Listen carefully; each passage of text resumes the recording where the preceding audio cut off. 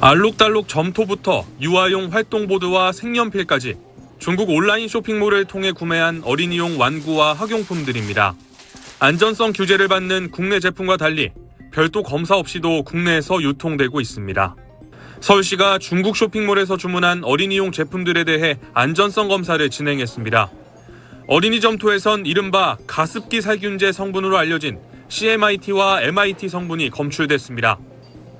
일정 농도를 넘어서면 피부와 호흡기, 눈 등에 강한 자극을 줘 국내선 사용이 금지된 성분입니다. 경피독성이 어느 정도 있는 물질이고요. 호흡기의 경화 작용과 같은 것들을 일으켜서 훨씬 더 적은 정도의 양을 갖고도 큰 피해를 나타내고 있다 보니까 어린이용 완구 활동보드에선 뇌나 신장, 중추신경계에 위험한 납 함유량이 국내 기준치의 158배를 초과했고 색연필 겉면에선 근육마비 등의 부작용을 일으키는 바륨이 기준치를 초과했습니다. 아무래도 TV에 나오다 보면은 기준을 맞췄다고 생각이 들겠죠? 국내 기준을 맞췄는지에 대한 절차가 생겼으면 좋겠다고 생각하고 있어요. 싸고 저렴하다고 그리고 쉽게 구매할 수 있다고 구매하는 것보다는 우리 아이에게 미칠 영향 그리고 우리 가족에게 미칠 영향을 고려해서 구매를 하시는 것을 당부드리고 있습니다. 서울시는 해당 제품을 판매 중인 중국 업체 측에 판매 금지를 요청하고 안전성 검사 결과를 시 홈페이지에 게시하기로 했습니다. SBS 신용식입니다. 수치들을 보면 굉장히 유해한 제품들이 막 들어오고 있다라는. 일단 저희는 급한 게 그런 물건들이 어린이 제품이라든가 화학 제품 내지는 납이나 카드뮴이 들어간 뭐 장신구들 그런 것들이 마구 들어와서는 안 되겠다. 싼 가격으로 소비자가 물건을 살 수 있는 권리, 그런 소비자의 편익이나 권익도 중요하지만 제일 큰 게 저는 그거라고 봅니다. 안전의 문제, 소비자 안전. 개인적으로 혼자서 자가 사용을 위한 직구를 금지하겠다 이런 얘기고.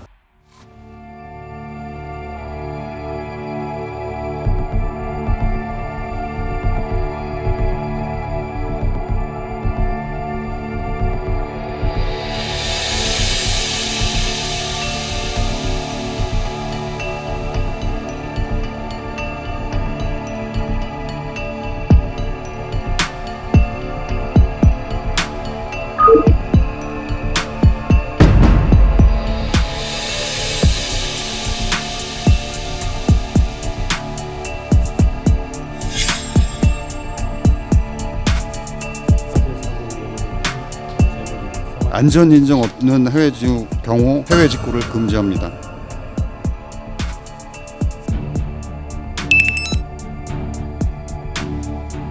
KC 인증만 적용을 하고요. 그래서 여타 글로벌 인증은 해당이 없음을 말씀드립니다.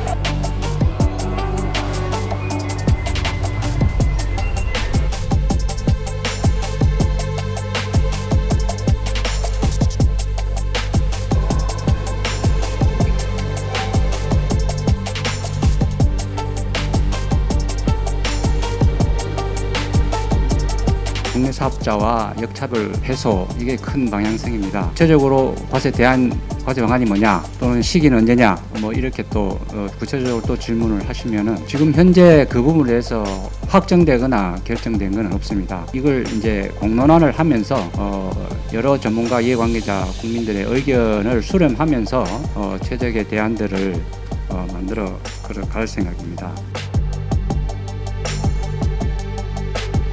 방향성이 잡혀야지 이제 마찰이 통상이 뭐 어떻게 될지를 하는데 그 방향성 자체가 지금 굉장히 복잡하고 이해관계가 굉장히 다각적으로 고려를 해야 될 문제라, 만약에 방향성이 어떻게 잡혔다 그러면 그거에 대해서 통상 문제는 없는지 뭐 갈등 문제는 없는지 같이 검토하도록 그렇게 하겠습니다.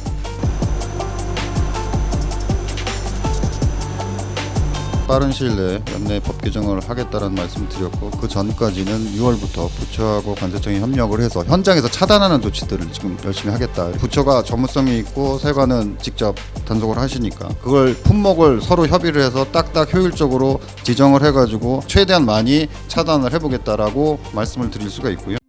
국민 안전 해치는 해외 직구 제품 원천 차단. 지난 16일 정부 발표문의 제목입니다. 하지만 현재 개인 용도 해외 직구 제품은 관세청이 직접 열어보지 않는 한 KC 인증 여부를 알 방법이 없습니다.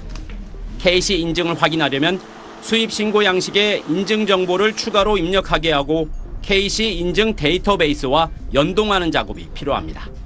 관세청 관계자는 통관 검사 인력 증원도 필요하다며 시스템 마련에 상당한 시간이 필요하다고 밝혔습니다. 정부 내부적으로도 유해 물품 반입 차단에 최적화된 통관 시스템 구축은 빨라야 2026년에 가능하다고 봤습니다. 한꺼번에 사전에 해외 직구를 차단한다. 이거 금지한다. 이거는 현실적으로 가능한 얘기가 아니고요. 정부가 구상한 해외 직구 사전 차단을 위해서는 어린이 제품 안전특별법 등 여러 법률 개정도 필요합니다.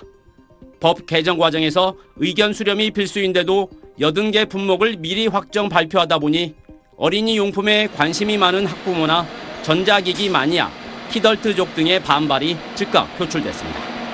정부 내에서도 신중하게 추진해야 한다는 의견이 제시됐지만 발표를 서두른 것으로 파악됐습니다. 두세 배, 많으면 10배까지 차이 나니까 잘 사용하고 있었는데 갑자기 막는다라고 얘기하니까 유모차도 지금 이번에 직구 제품을 뭐 한다고 하니까 왜 그러나. 결국 유해성이 확인된 제품만 사후적으로 막는 현재 통관 방식이 당분간 유지될 전망입니다.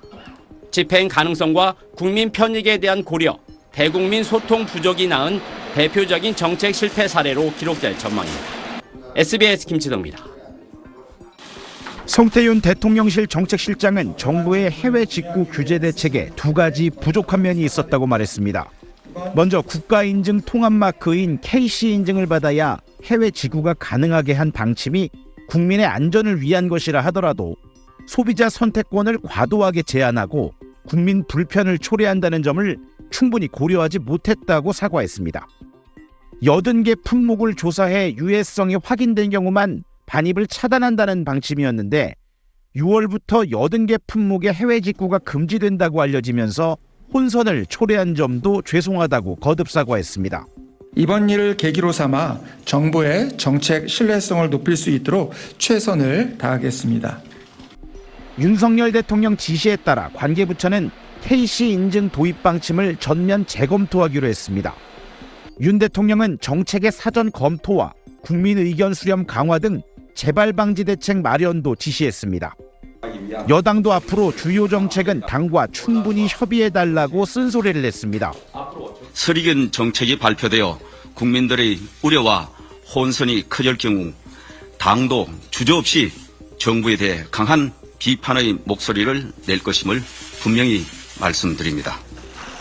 민주당은 수능 킬러 문항 폐지와 주 69시간 근무제 등 무책임한 정책으로 국민이 혼란에 빠진 사례가 대체 몇 차례냐고 비판했습니다. 지키지도 못할 재발 방지 약속에 앞서 즉흥적인 정책 추진부터 고쳐야 합니다. 윤 대통령은 오늘 예정됐던 한덕수 국무총리와의 주례 회동을 취소했습니다. 해외 직구 TF 컨트롤 타워로 정책 발표를 주도한 총리실에 대한 질책 성격이라는 관측이 나오고 있습니다. SBS 이한석입니다. 경기도 부천에 사는 30대 직장인 A씨는 7년 전부터 아이 장난감, 옷, 영양제 등을 모두 해외 직구로 구매합니다. 우리나라에서 살려면 몇 배 이상을 돈을 주고 구해야 되고 그렇기 때문에 미국에서 직구하는 게 더 낫더라고요. A씨처럼 오래전부터 해외 직구를 경험한 이른바 원조 직구족들은 검증된 주요 브랜드 제품을 시간이 걸리더라도 합리적인 가격에 구매해왔습니다. 직구족 성격에 변화가 생긴 건 알리테무의 공습 이후 초저가의 빠른 배송, 직구족 규모는 폭발적으로 급증했습니다. 7조 원 규모인 직구 시장은 이제 일상에서 없으면 안 되는 수준이 된 상황.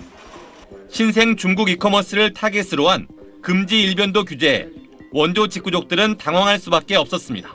정책 내신 분들이 진짜 성관번호라도 있으신 분들인지 한 번이라도 직구를 해보신 분들인지 궁금하긴 해요. 유해물질이 검출된 어린이용품 등에 대한 우려가 큰 것은 사실인 만큼 먼저 유해 제품만 선별적으로 차단하는 실효성 있는 접근이 필요합니다. 실제 알리테무 판매 장난감에서 발암물질이 발견되자 지난달 관련 카드 결제는 40% 이상 빠진 것으로 나타났습니다. 건강에 대한 게 너무 우려가 돼서 가격을 좀 더 주더라도 그냥 한국에서 인증받은 제품을 구매하는 게 좋지 않나라고 생각을 하고 있어요. 자기들이 플랫폼을 통해서 판매된 제품에 대해서는 책임을 좀 강하게 줄 수 있도록 해서 자체 정화가 일어날 수 있도록 피해가 난 거에 대해서는 좀 구체적인 규제나 페널티를 줄 수 있잖아요. 소비자 보호 자율 협약은 말뿐 알리테무엔 여전히 판매자 정보를 알 수 없는 경우가 많아 단속도 강화해야 합니다. SBS 김수영입니다.